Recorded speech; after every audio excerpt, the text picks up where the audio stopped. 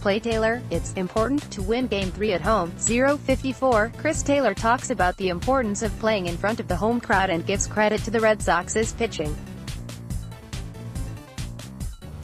0:54, 9 a.m. ETLOS Los Angeles, the Dodgers, in desperation mode as the World Series shifts to their ballpark, don't need to look very far for comfort as they face a 2-0 deficit. They can get it from their manager, Dave Roberts, whose celebrated stolen base sparked a 2004 Boston Red Sox team that became the first, and still the only, baseball team to climb out of a 3-0 hole to win a 7-game series. They can get it from their Game 3 starter, Walker Buehler, who helped deliver victories in the two instances when the Dodgers most desperately needed them. In the one-game National League West tiebreaker on the first day of October, Buehler held the Colorado Rockies scoreless through 6 2/3 innings to seal the franchise's 6th consecutive division title. LA's alrighty starting lineup didn't get the job done in Games 1 and 2 at Fenway. Can Dave Roberts find the right mix going forward? After posting 108 wins, Boston has been dominant in the playoffs.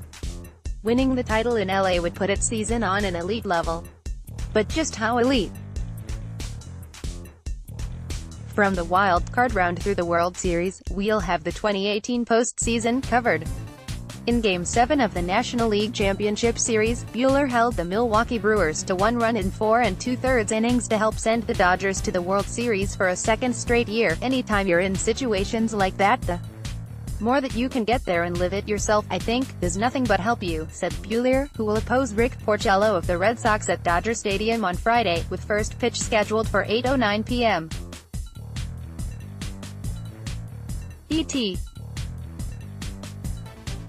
It's a little bit different than a Game 7 tomorrow, but at the same time, there's a little bit of a backs-against-the-wall type of scenario. It isn't just the daunting scenario. With a loss, the Dodgers will fall behind 3-0, forcing themselves to win 4 in a row. It's the overwhelming opponent.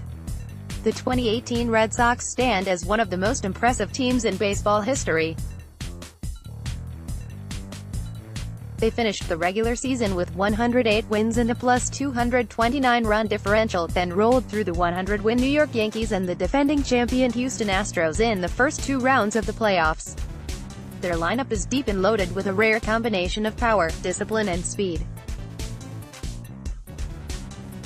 Their rotation features 2 decorated lefties at the top, putting the Dodgers at their most vulnerable. And their bullpen looks fierce, with Joe Kelly frequently throwing in triple digits, Craig Kimbrell looking right again, and starting pitcher Nathan Eovaldi helping in a setup role. To win this series, and thus claim their first championship in 30 years, the Dodgers need to win 4 of 5 over the Red Sox. The Red Sox lost 4 times in 5 games only once all season. Cody Bellinger and the Dodgers weren't expecting it would be easy to beat the Red Sox. Elsa, Getty Images, it's going to be hard, Cody Bellinger said. But this was going to be hard regardless. Roberts knows a little about the momentum the current Red Sox are riding. After his Red Sox of 14 years ago rallied to beat the Yankees 4 consecutive times in the American League Championship Series, they steamrolled their way through the St. Louis Cardinals with a World Series sweep. It didn't really matter who we were playing, where we were playing, Roberts recalled.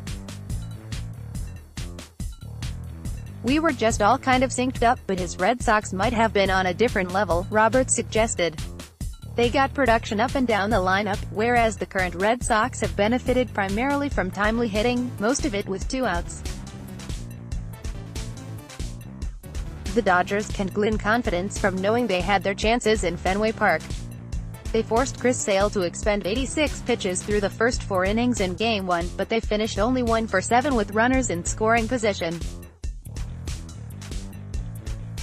In Game 2, 5 of their 9 hitters reached base the second time through the order against David Price, but they finished the game in an 0 for 16 rut.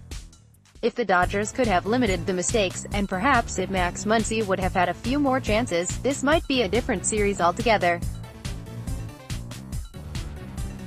But all that matters is what lies ahead. Roberts will draw from experience to preach the importance of staying in the present. You can't win 4 games in one night, he said. So just focus on a one game at a time mentality.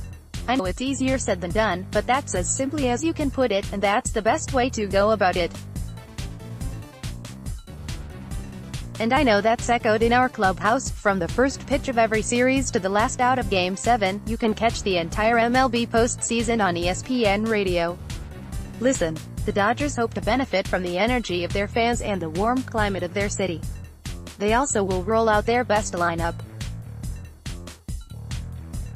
Porcello throws right-handed, which means the left-handed hitting Jock Peterson will bat leadoff and the left-handed hitting Bellinger and Muncy will hit somewhere in the middle of the order. And the Red Sox will be weakened. They likely will sacrifice some outfield defense by sitting Gold Glove caliber center fielder Jackie Bradley Jr. Or they could be without big hitter J.D. Martinez, who will shift from designated hitter to the outfield, unless he's still bothered by an ankle injury he suffered in Game 1. He'll get treatment tomorrow morning, Red Sox manager Alex Cora said Thursday of Martinez. In the afternoon, we'll make a decision. The Dodgers have forged a weird habit of playing at their best when they've really needed to this season. They began 16-26, but roared all the way back into contention. They went 3-9 in the middle of August, then won 8 of their next 9 to keep their playoff hopes alive. They won their final 4 regular season games, including Game 163, to win the division, then won Game 7 of the NLCS on the road. I wouldn't say that we intentionally do that, Buehler said. But I would say that there's a comfort level in that. We have done that a lot of times this season, obviously, and rebounded and gotten to this point. I don't think anyone wants to be there, but I think of the 30 teams that could be in a situation like that, we probably know how to handle it in the top echelon.